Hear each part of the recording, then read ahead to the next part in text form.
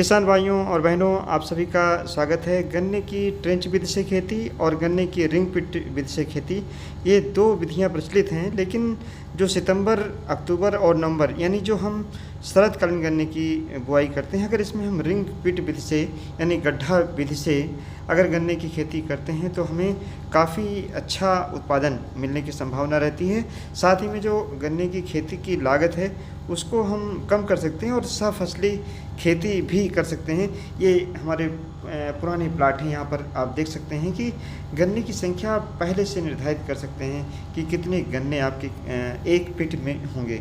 किसान भाइयों, ये आप कई तरीके से कर सकते हैं, लेकिन जो एक आइडियल मेथड है इस समय वो ये है कि एक जो पिट है उसमें 8 गन्ने से ज़्यादा न डालें। और यहाँ तक कि भी गुजरात से कुछ किसानों ने हमको फीडबैक दिया, जहाँ पर टेम्परेचर अच्छा है, ह्यूमिडिटी अच्छी है, वहाँ पर 4 पौधे भी पर्याप्त हैं इसके लिए कि केवल 4 पौधे एक गड्ढे में लगाएं और एक गड्ढे से करीब 24 से 25 पौधे लेने की हमेशा आपकी कोशिश होनी चाहिए। ये 84-36 का एक प्लाट है, पहले का है। हम आपको दिखा सकते हैं किस तरीके से इसकी टिल्डिंग हो सकती है। हमारे किसान मोनू शुक्ला जी हैं, इनका प्लाट आप देख सकते हैं, बहुत अच्छे, करीब 30-35 गन्ने एक क्लम्प में। ये पूरा गन्ना, ये कुछ किसान भाई ये कहने लगते हैं कि हम ज़्यादा गड्ढा विधि से गन्ने की बुआई नहीं कर सकते, लेकिन हमारे एक ये ऐसे किसान हैं जिनके पास करीब 50 बीघे केवल और केवल गड्ढा विधि से यानी जो रिंग पिट विधि है उससे इन्होंने विभिन्न गन्ना प्रजातियों का गन्ना लगा रखा है। कोलक्स 14-201 का लगाया हुआ है, 13-235 का लगाया है, 15-023 का लगाया हुआ है। तो ये एक बेहतर तरीका है।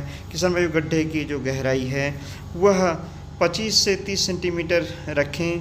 नीचे गड्ढे में आप गोबर की खाद ज़्यादा न डालें, थोड़ी डाल सकते हैं, यानी एक गड्ढे में 2 किलोग्राम तक डाल सकते हैं। और साथ ही में जो फास्फोरस है, पोटास है, उसका मिश्रण उसी समय मिला लें। जिंक भी डाल सकते हैं और डाल करके आप सिंगल बड के टुकड़े की इसमें प्लांटिंग कर सकते हैं। मिट्टी डालते समय ध्यान रखें, थोड़ी मिट्टी डालें। ये देखिए, हमने आपको रिंग पिट डिगर दिखाया है। ऐसे आप गड्ढे अगर खोदते हैं तो बहुत आसानी से खोद सकते हैं। क्योंकि ये मशीन काफ़ी महंगी है, इसलिए किसान भाइयों से मेरा एक अनुरोध और भी है कि अगर उनके पास पहले से ट्रेंच ओपनर है तो ट्रेंच से पहले लाइन बना दें और लाइन बनाने के बाद आप उसमें गड्ढे बना सकते हैं। उसी से आपकी नाली भी बन जाएगी, यानी सिंचाई की नाली बन जाएगी और इस मशीन को आपको ख़रीदने की ज़रूरत नहीं पड़ेगी।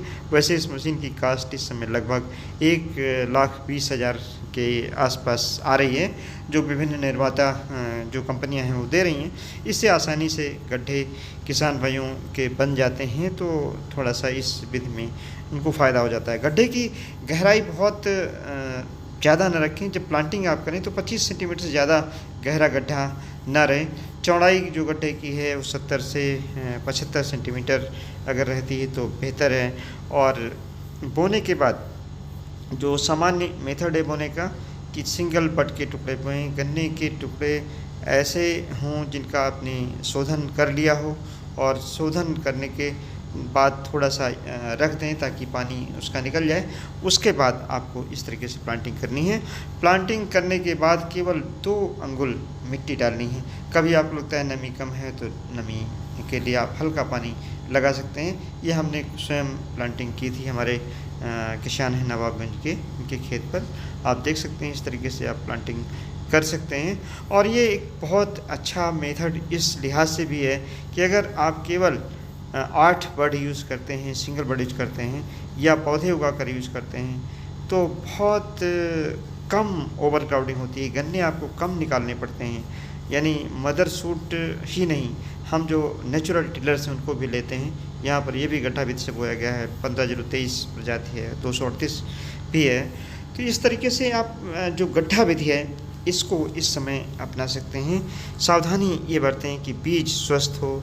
अगर आपको थोड़ा सा भी डाउट है जमाओं को लेकर के तो आप पौधे उगा करके और फिर लगा सकते हैं। चूँकि गड्ढे को खोदने में मेहनत लगती है, लेकिन एक बार आपने खोद दिया, लगा दिया तो कई वर्षों तक चलता है और अच्छा फ़ायदा होता है। धन्यवाद। जय हिंद।